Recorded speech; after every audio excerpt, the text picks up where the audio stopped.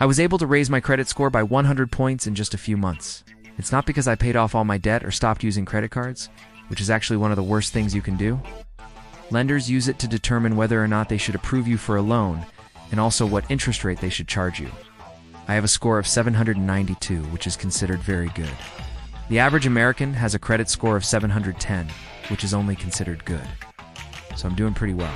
My credit utilization is 4.6%, which is excellent.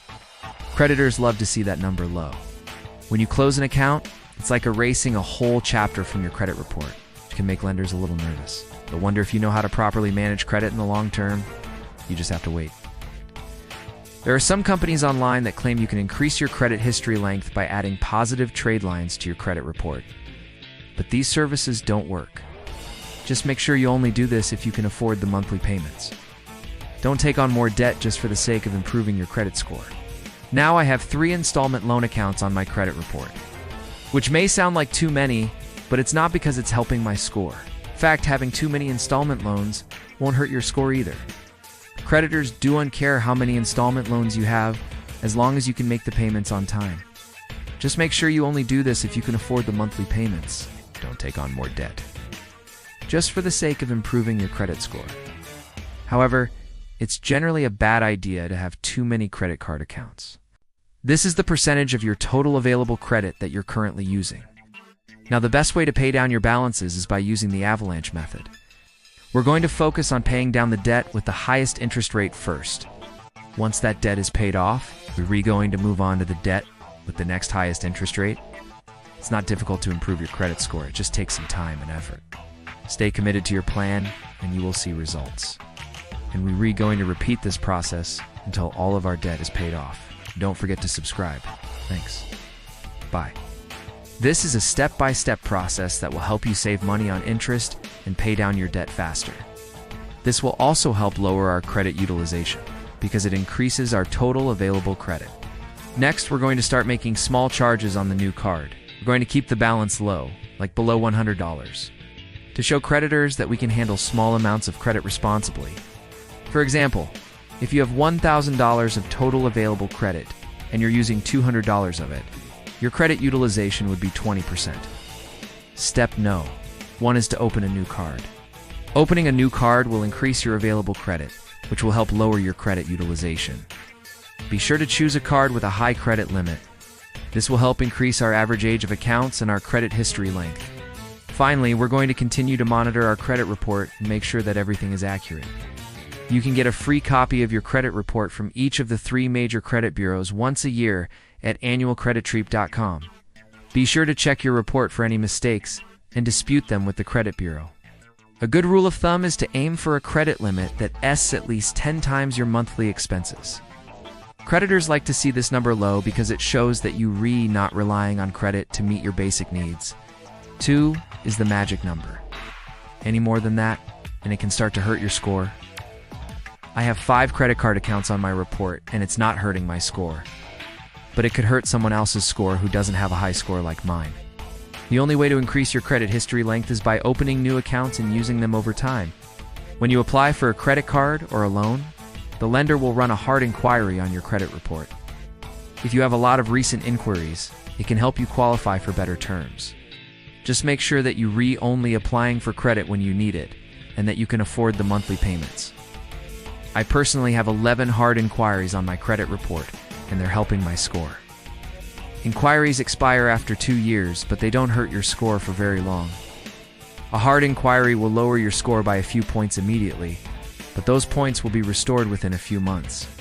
That will show up as a negative mark on your credit report, and it can temporarily lower your score. So keeping your oldest card open for as long as possible is a great way to increase your score. This is the total amount of credit that you have available to you across all of your accounts. The more credit you have available, the better. It shows lenders that you do and rely on credit to meet your basic needs, and that you can handle large amounts of responsibility. Even if you don't use it, keep it open. And I have a 40% credit mix, which is solid.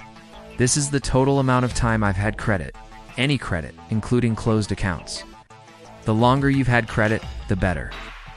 It shows lenders that you've had enough experience with credit to know how to use it responsibly. Having different types of credit shows lenders that you're capable of handling different types of financial responsibilities. According to Experian, the average person with a credit score of 700 or higher has 2 credit card accounts and 1 installment loan account. An installment loan is a loan that you repay in fixed monthly installments over a set period of time. A mortgage, auto loan, and student loan are all examples of installment loans. According to Experian, someone with excellent credit has had credit for an average of 8.5 years. Someone with good credit has had it for an average of 6 years. And someone with fair credit has had it for an average of 3 years. So the higher your credit score, the better your chances of approval and the lower your interest rate will be. It's really important to build this part of your credit profile because late payments can negatively impact your credit score for up to 7 years. Now, I have had a credit card since I was 18 years old. I'm now 23, so I've had it for 5 years. That's pretty good. How does that compare to the national average? Well, according to Experian, the average age of an account for someone with good credit is 6.3 years. And for someone with excellent credit, it's 7.5 years. So, even though my average age of accounts is 5 years, it doesn't hurt my score because it is still higher than the average for someone with good credit. If you need more details on how to avoid missing payments, check out my other content. But I think most people know not to miss their payments. So I'm going to focus the rest of this video on the 4 other parts of your credit score that most people do and talk about. If you want to increase your credit score fast, don't do that. Stay tuned because in this video, I'm gone. Now I'll tell you exactly how I did it and also show you my entire game plan so you can use it too. If you don't know what a credit score is, it's basically a numerical representation of how risky you are as a borrower.